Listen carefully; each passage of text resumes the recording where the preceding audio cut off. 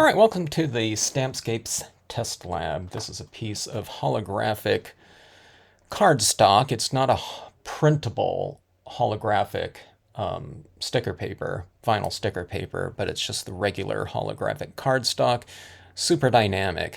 Okay, but here's the thing. If you're going to work on this type of thing, you really need some kind of what I usually do is I use white pigment ink and I get some kind of cloudy formation in the background so that when you stamp on it with your imagery, you're able to see it. But I wanted to try something different, being that we are experimenting with the cutouts. And on something like this, what I was thinking about, what might work is the printable glow-in-the-dark vinyl sticker paper.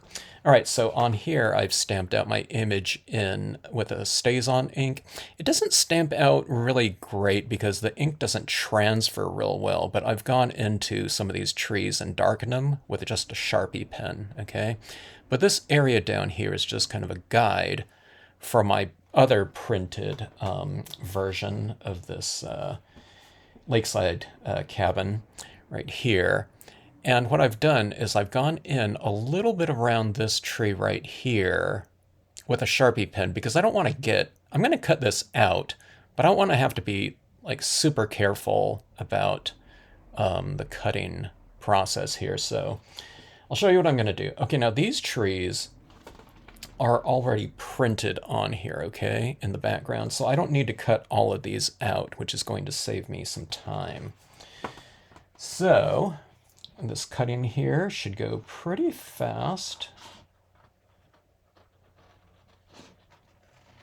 And I'm just cutting out some of the lighter versions of this. Now this isn't gonna, it's going to look, I expect it to look really strange when I apply this to my scene. So I'm going to have to do some, what I call merging, visual merging of the imagery. And we'll try to do that with some different techniques. We'll see if I can use the techniques that I've been using a lot of in the past, which is texture and opacity in the form of some white pigment ink probably, and some acrylic paint pens. We'll see if how far I can get with that though, or maybe if I can get away with it. We'll see. All right, so see this right here? A pretty easy cut. I don't know if that even took, I don't know, like a minute. This is going to go right in here like that, okay? So this is vinyl sticker paper. So what I'm going to do is just peel off the sticker portion like so. And we'll just match that up with my impression as best as I can.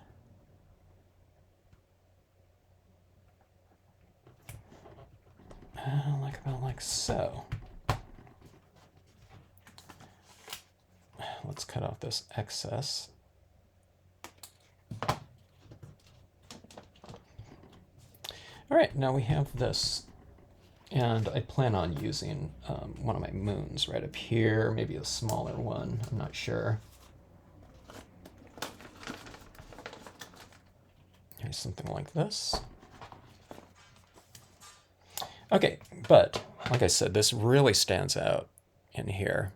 It's kind of interesting looking, but we want further integration in the scene. Okay. Now I stamped out this with a Brilliance water-based pigment ink. Okay, so I think I should be able to go in at this point in time. If it's dry enough, I think this is fairly dry. I just stamped it out. But we'll go in with some alcohol pens, okay? And you can see these colors of the holographic. There's greens, and at certain angles you can see that purple magenta almost in there, but you can see some green in there. I think that's the type of color that will allow for this impression to integrate more fully with the colors of the background. All right, so we'll start off with some really light tones like this, and I'll just go in and kind of flesh out my scene a little bit more, or my tree's impression a little bit more.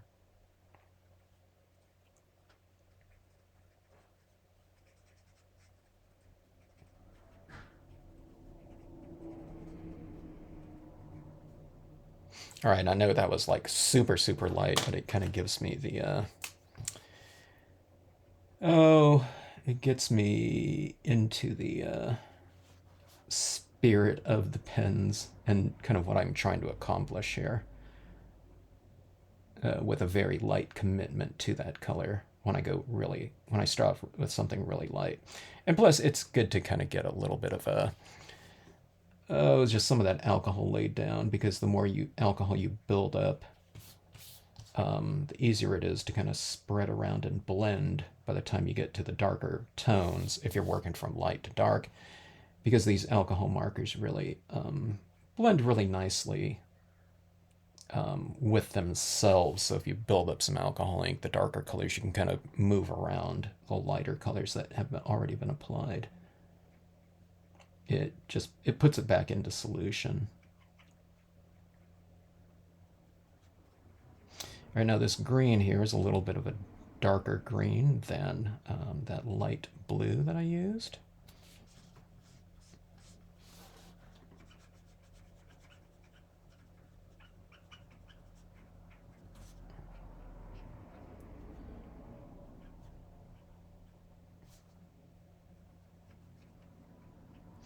One little thing I'm doing is with this is the underside of things, the lower portion like of a rock or something like that, I'm putting the little tone at the base of the rock and leaving the top of the rock lighter so that it looks like the light is coming from above and illuminating the tops of my objects. You can see that bottom side of that rock there, bottom side of the branches like this. You can kind of use the shadows, the shading that is inherent in the designs, and just kind of make it a little bit darker. So say the back side of that rooftop is a little bit darker, so I'm just adding some of that to it. Front side of the cabins, dark around the windows. All right, so it's kind of starting to get a little bit integrated there.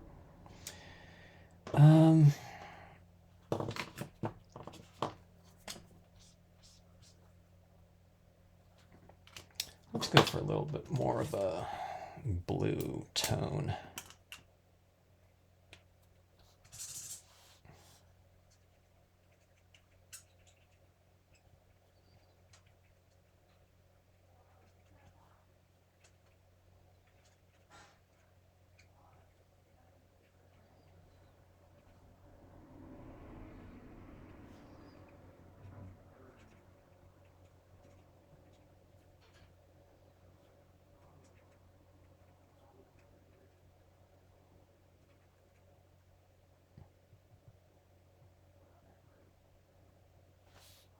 I went out into some of the area out here with the StazOn ink, and alcohol ink just puts it completely back into solution, so you can't really color, your StazOn with alcohol ink. I thought it might be a little bit dry, so maybe it wouldn't spread so easy, but it went instantly into solution, so can't do that. Okay, now this area back in here, I'm going to make this quite a bit darker.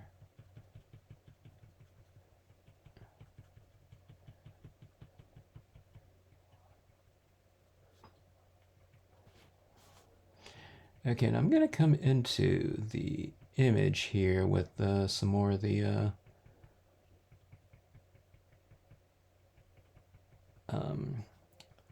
permanent marker. Not Sharpie, but, same type of thing. I'm coming down into the image just, again, for a little bit more integration.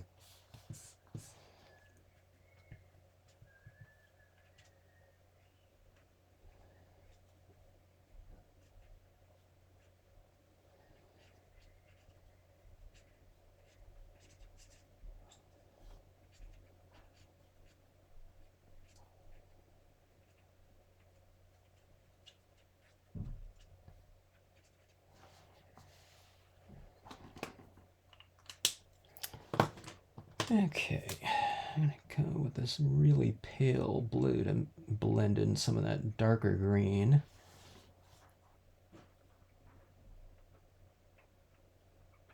I'm kind of using this like a blending pen.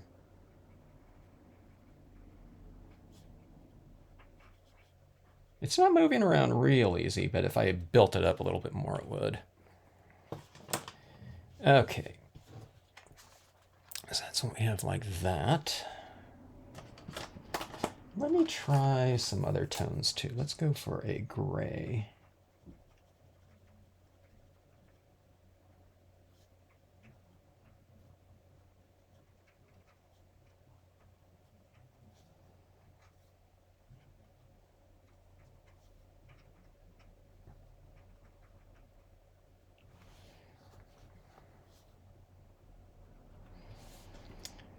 Okay, I think I'm going to come down here into my water and do a little bit of a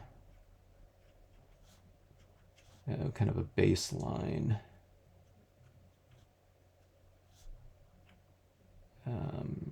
I don't know, foundation right here. Darken it up, and I'm going to come back in.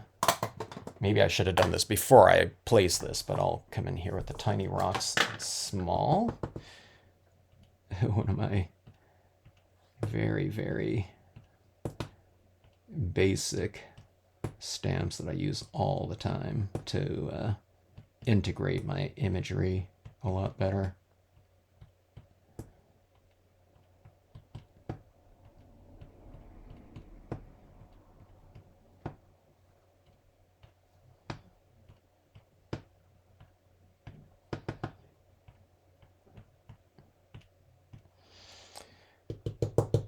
Okay. So hopefully you can see that a little bit more like that. I'm taking a look at this, and let's see, let's go for a little bit more blue here.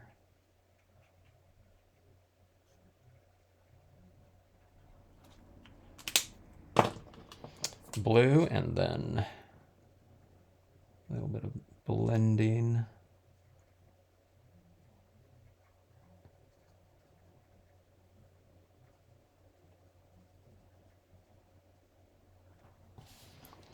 Kind of like so.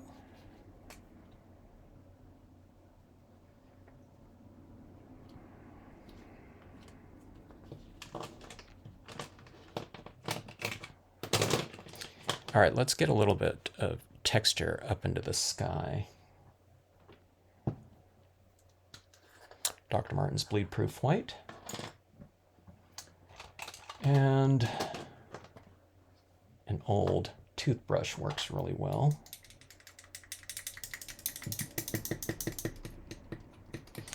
A lot of times the Dr. Martens, you have to add some water to it, but if you've had a bottle sitting around for quite a while.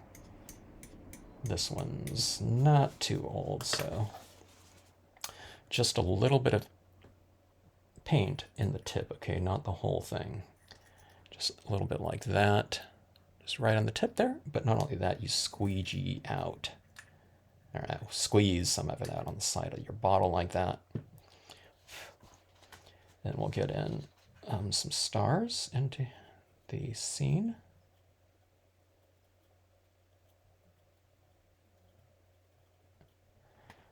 Like that.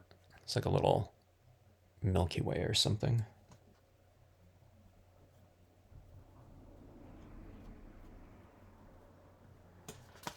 And I'm going to put a little bit down here in my water too, just like Maybe some stars are reflecting down in the water. Now, that paint, that splatter paint, dries pretty fast, but you do have to give it a few seconds to set up, to be completely dry. While it's drying there, let's add in our glow-in-the-dark moon. Stamp that onto the same vinyl, glow-in-the-dark printable vinyl sticker paper. Like that. Now there are some glow-in-the-dark paint pens. I do not have one. So what I'm going to use is my acrylic paint pen. And I'm going to add some highlights into my trees, okay? We've got kind of it's a little bit of kind of a clunky edition of some of those alcohol inks. So I'm going to go in here and add a few highlights into here, and like around that tree where I've added that Sharpie pen, I'll just kind of go in here and put a few extensions of the branches out into that black outline, just to kind of obscure some of that outline a little bit more. And again, that outline was placed in there just so I wouldn't have to, do a lot of tedious cutting in and out of the branch areas. Okay, the paper in the background is dark enough to where I figured, okay, it'll be obscured a little bit by the that black outline. It'll be obscured by the dark foil background.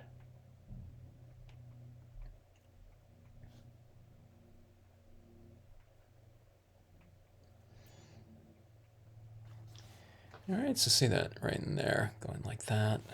And it puts a little bit of extra highlighting on tops of some of our objects too.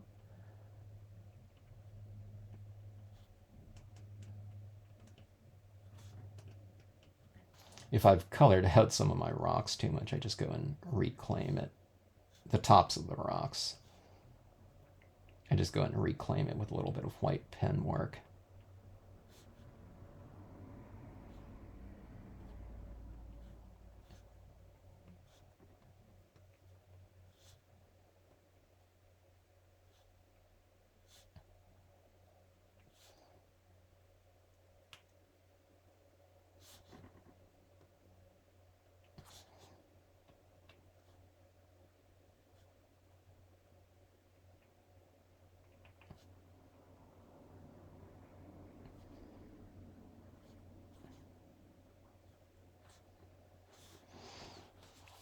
All right, so a little bit of this shoreline right down here.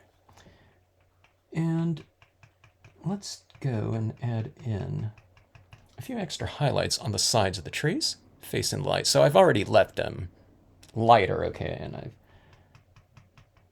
toned in the backside of them, but I'll just come back into a lot of these areas here and just reclaim again in a textural way some of that lighting again. So when I do this, or when I utilize things like this, it makes it so that I don't have to be so careful with other types of processes like coloring. I don't need to work around tiny little details, because if I get some tone into them, where it's like I can't see like the railing anymore, I can just draw it back in with this, a little line or something.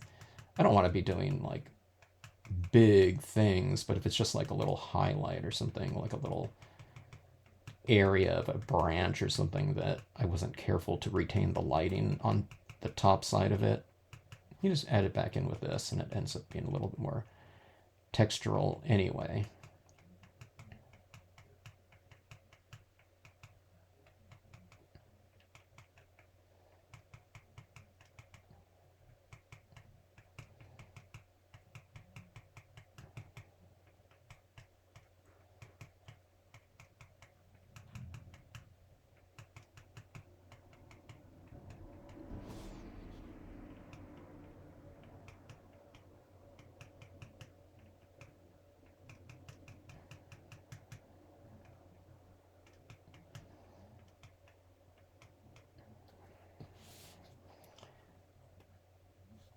Like this whole area in here got pretty dark. So you can go back in and add a few little highlights here and there. If you add too many highlights, you can just go back in and color them with your alcohol pen or something like that. Instead of it being like a white dot, it'll be a colored dot or something. Whatever color you use with your alcohol pen, because you can tone in the white. Now there's other colors of paint pens too that I could be using in here.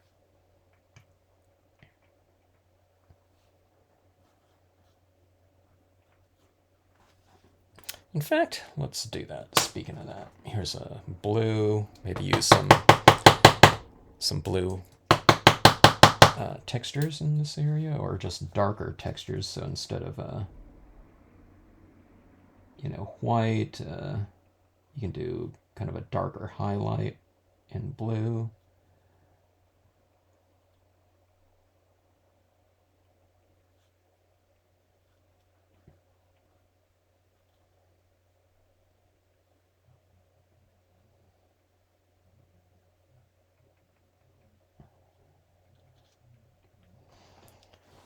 And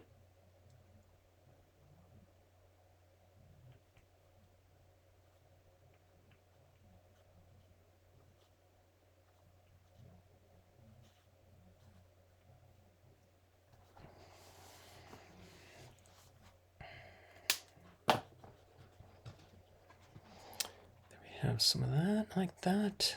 I think I like those textures in the background. They're really subtle. Let me add a few more of those.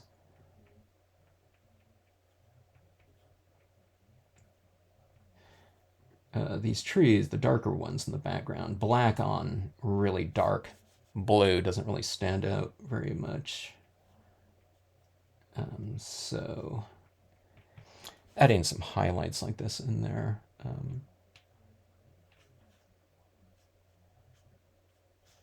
I'll put some of these trunks in here.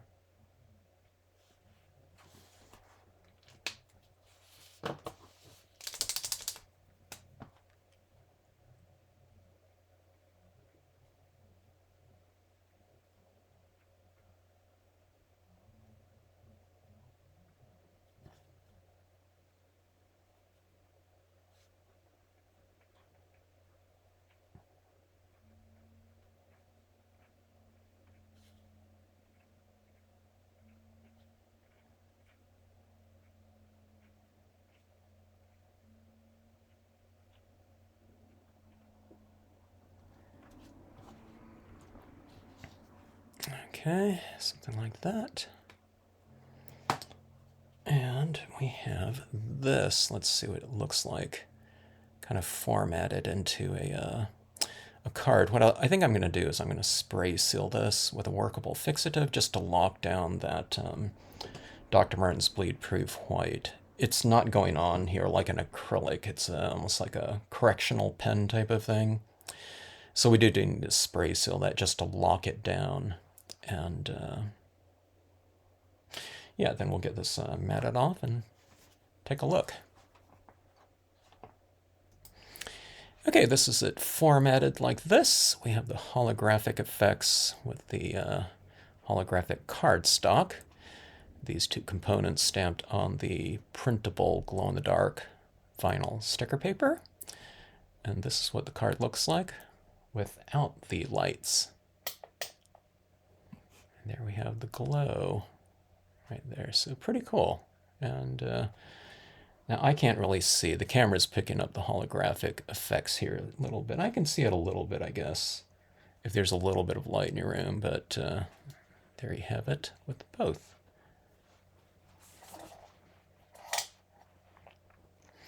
Okay, thanks so much for watching. Hope you like the card.